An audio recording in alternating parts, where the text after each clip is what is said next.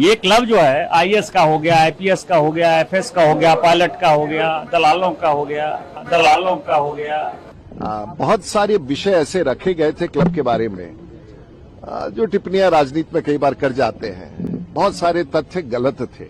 आज भी कहा गया है कि बहुत सारे तथ्य गलत थे। कोई बात नहीं, चुनाव में जीतने के लिए कई बार कई शब्दों का उपयोग किया जाता है। मैं समय समय पर उन तथ्यों को प्रकाश में उनको सफाई दे दूंगा। राम राम, जय मां भारती, जय हिंदुस्तान। आप सभी का मेरे YouTube चैनल सत्य साक्षात्कार में हार्दिक अभिनंदन एवं स्वागत है। देश की राजनीति में एक बहुत बड़ा घटनाक्रम अभी 3 दिन पहले घटा।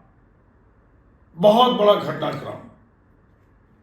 ये मेरा 3 दिन पहले मतलब आज 25 तारीख है, 25 अगस्त, आज से 3 दिन पहले,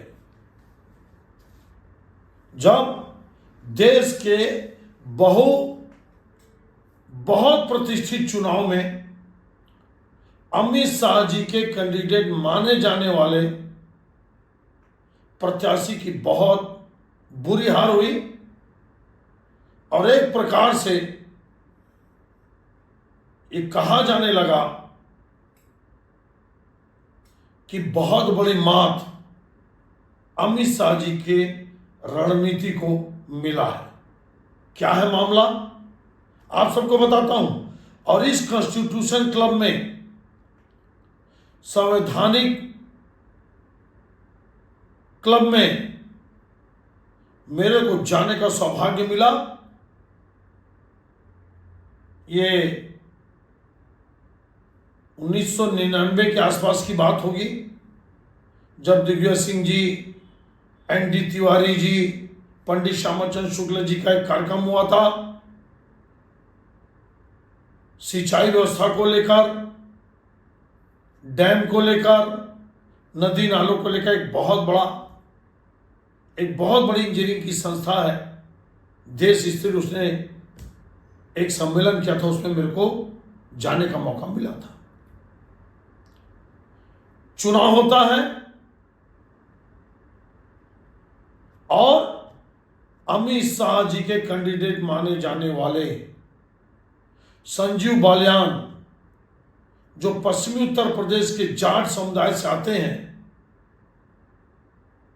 उनकी बुरी हार होती है और 25 साल से दबदबा बनाए रखे बिहार के युवा लोकप्रिय नेता राजू प्रताप रूडी जी की जीत होती है। यहां तक अमित शाह जी भी इसके वोटर हैं। आप सोचिए, आप इस कॉन्स्टिट्यूशन क्लब के अमित शाह वोटर हैं, मतदाता,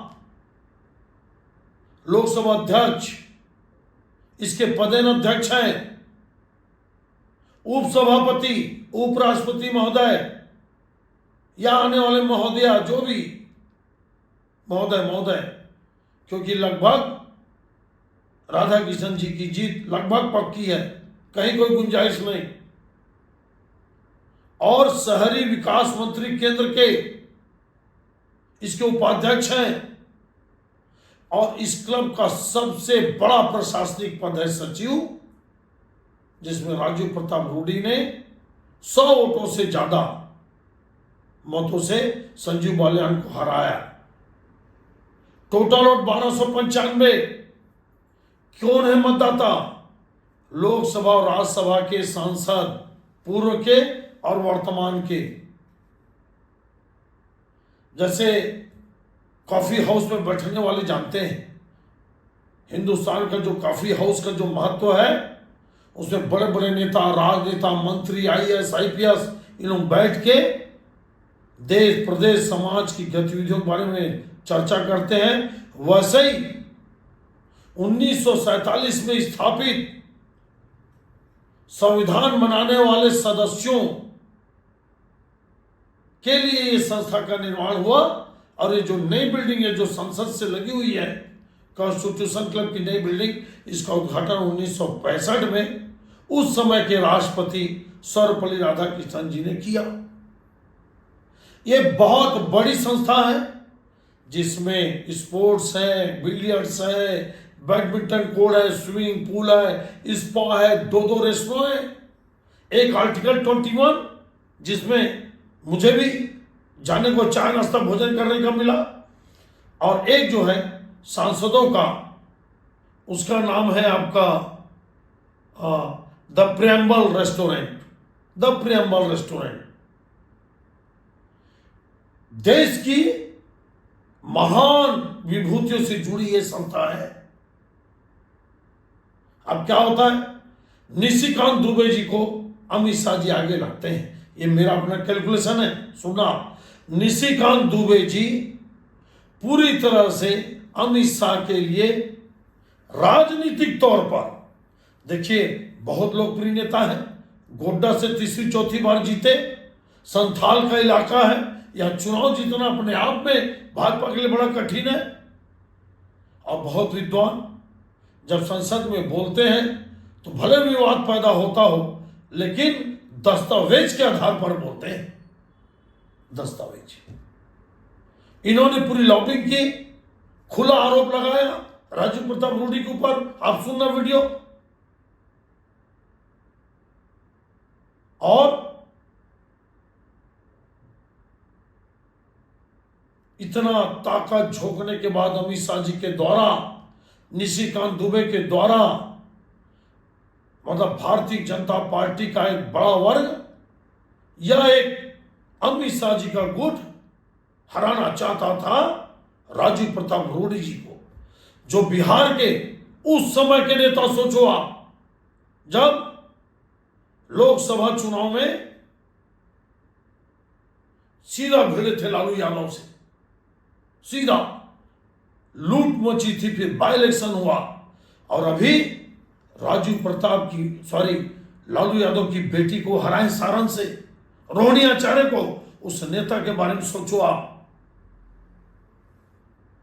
1995-96 में यह व्यक्ति विधायक बनकर शुरुआत करता है, प्रोफेशनल पायलट है। और अब क्या हो रहा है, अब राणा सांगा की यात्रा निकाल रहे हैं वो बिहार में। फिर से आपने एक नई यात्रा शुरू की है, आप गांव नहीं, कर रहे हैं, जय सांगा। क्या एक कास्ट को जोड़ने की बात हो रही है जय सांगा? अरे साहब, हमारे पार्टी ने कहा है कि सब लोग अपने अपने समाज को बिटोरिए, तो मैं बिटोर रहा हूं, तो आपको गलत क्यों लग रहा है? मुझे भाई सवाल है कि सब समाज के लोग, बीजेपी में अगर कोई कुशवाहा है तो उसको कुशवाहा की तरफ देखते हैं, बीजेपी में कोई यादव है तो उसको यादव की तरह देखते हैं, बीजेपी में कोई दलित है तो उसको दलित की तरफ देखते हैं, और बीजेपी में अगर भूमिहार है, कोई राजपूत है, कोई कायस्थ है जो आप हैं, और ब्राह्मण है तो उसको आप बीजेपी देखते हैं। ये कहाँ का फॉर्मूला है साहब? तो अगर हमने बिहार में एक सांगा यात्रा प्रारंभ किया है तो मुझे गर्व है कि मैं राजपूत हूं, इसमें कोई कंफ्यूजन नहीं है। और बिहार के राजपूतों के साथ मेरा संवाद हो तो आपको क्यों प्रॉब्लम है भाई? किसी को क्यों प्रॉब्लम? पार्टी को भी नहीं प्रॉब्लम है। तो कह रही रूडी जी अच्छा बातचीत कर रहे हैं बिहार भर के राजपूतों से।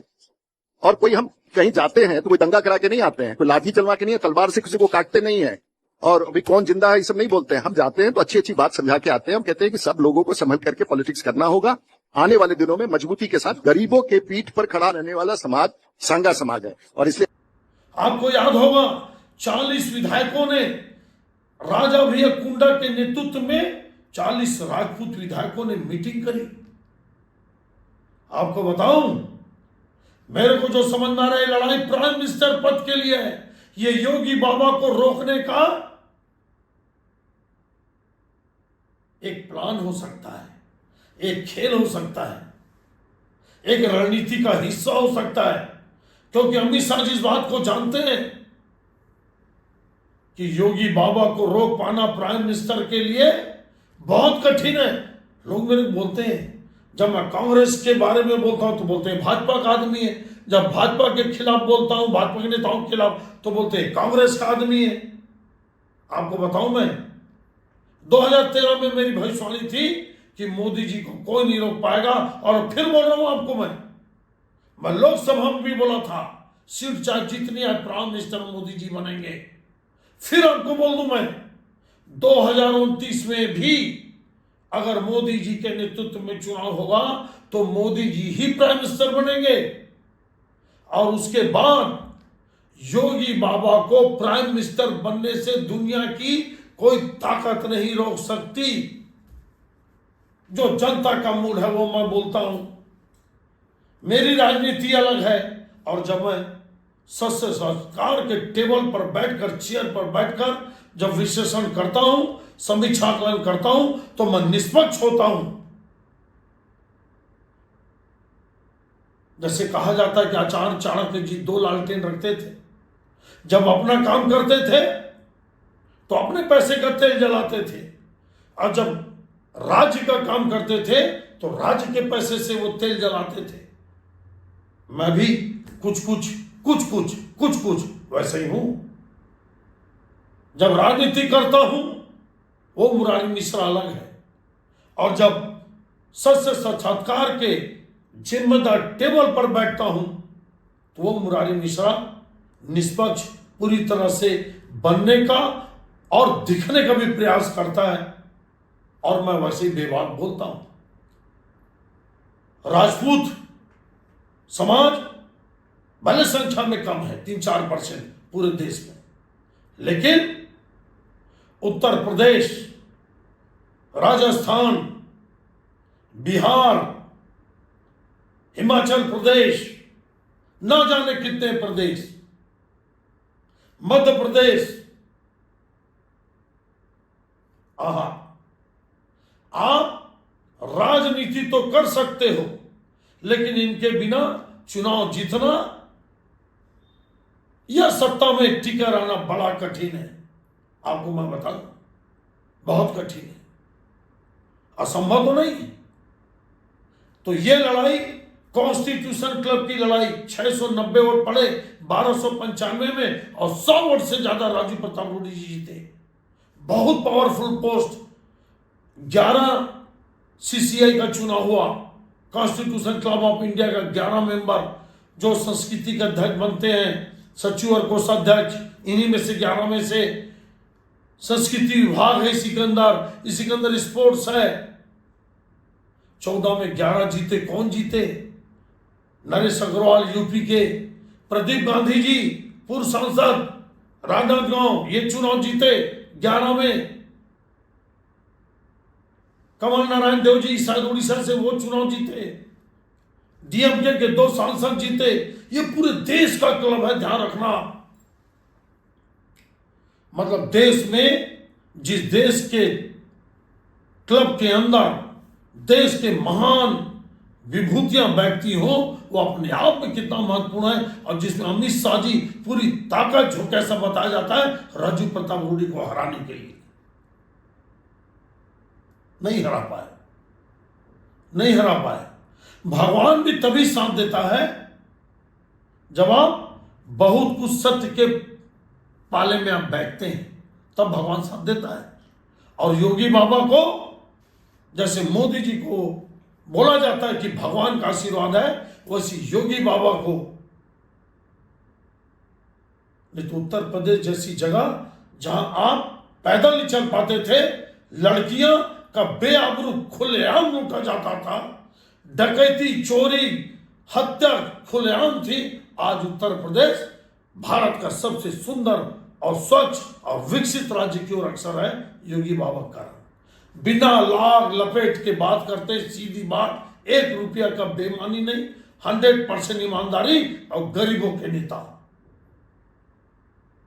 आप देखिए ना, भी 3 बार की एमएलए पूजा पाल सपा की कैसे तारीफ करती है।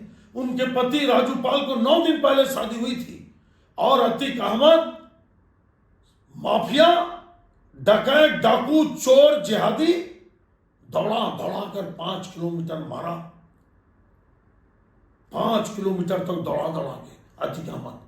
1500 टांगे वाला लूट और चोरी और माफिया। जज इसके खिलाफ फैसला देने में डरते थे, मना कर देते थे अतीक अहमद के कारण। मुलायम सिंह यादव अतीक अहमद के कुत्ते को खिलाने जाते थे प्रयागराज।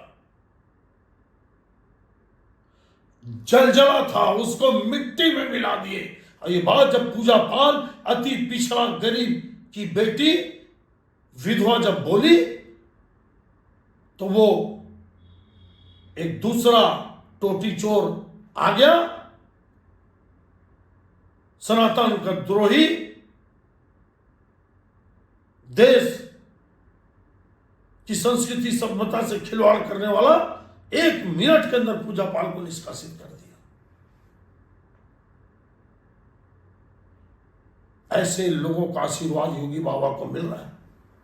एक विधवा महिला का, तड़पती महिला का, दुख दर्द से भरी महिला का आशीर्वाद योगी बाबा के साथ है।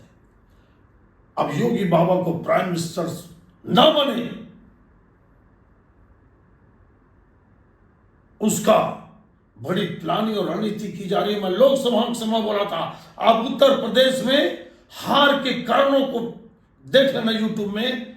37 सीटों पर योगी जी का आपत्ति थी, लेकिन बताया जाता है कि अमित शाह जी अपनी टीम खड़ा कर रहे थे उत्तर प्रदेश में, और लोकसभा की जो कम सीट आई ना, वो सिर्फ अमित शाह जी के गलत प्रत्याशी उतारने के कारण और योगी बाबा की न चलने के कारण। और फिर कुछ दिन बाद जब 10 विधानसभा का बाई इलेक्शन हुआ, उसी फैजाबाद विधानसभा 10 में से 7 सीट 9 में से, उस समय 9 था, 9 में से 7 सीट जीते, 4 थी बीजेपी के पास। तो एक कॉन्स्टिट्यूशन क्लब का चुनाव आपको छोटा लगता होगा, लेकिन मैं इसके संकेत को, इसके संदेश को बहुत बड़ा करके देखता हूं, बहुत बड़ा। और ये प्राइम मिनिस्टर की लड़ाई है।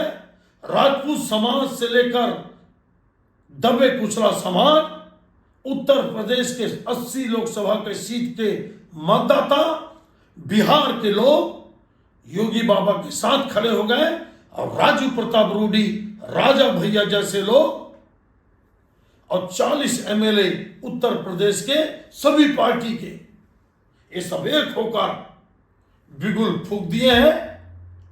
आप देखते रहना, जिसके साथ सत्य है, जिसके साथ धर्म है, जिसके साथ न्याय है, जिसके साथ देश की जनता है। और मेरे को लगता है कि भारतीय जनता पार्टी के अंदर अब योगी बाबा को प्राइम मिनिस्टर का कैंडिडेट बनने से, प्राइम मिनिस्टर बनने से अमित शाह जी रोक नहीं पाएंगे।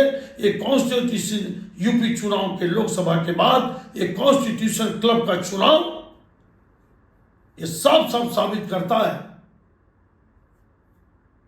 कि अमित शाह वर्सेस योगी बाबा की लड़ाई बहुत बड़ी हो गई है। यह प्राइम मिनिस्टर पद की उत्तराधिकारी की लड़ाई है। लेकिन जानने वाले जानते हैं कि योगी बाबा भारतीय जनता पार्टी के मेंबर नहीं है, योगी बाबा आरएसएस के मेंबर नहीं है। वो हिंदू वाहिनी खड़ा कर और हिंदुत्व और देशभक्त और गरीबों के लिए राजनीति करने वाले ईमानदार नेता, आर पार स्पष्ट बोलने वाले नेता योगी बाबा है। वो भाजपा के नहीं, आप पता कर लेना, और लोग जानते हैं। यह विशेषण आप जरूर बताना। कॉन्स्टिट्यूशन क्लब के चुनाव में एक प्रकार से राजू प्रताप रूडी के पक्ष में योगी बाबा, राजा भैया जैसे लोग और अमित शाह को डिफीट करने वाले लोग एक हो गए, और संजीव बालियान की बहुत बुरी हार हुई। अब आगे और देखिएगा कि देश की राजनीति क्या करवट बदलती है, मैं आपको बताऊंगा। अभी बिहार होकर आया हूं मैं, फिर बिहार जाऊंगा, वहां से भी एक तूफान आने वाला है। 3 दिन बाद मेरे एक विशेषण आने वाला है प्रशांत किशोर को लेकर, आप जरूर सुनिएगा। यह अपना विशेषण आपको कैसा लगा, आप कमेंट्स करके बताइए। जय हिंद, जय छत्तीसगढ़।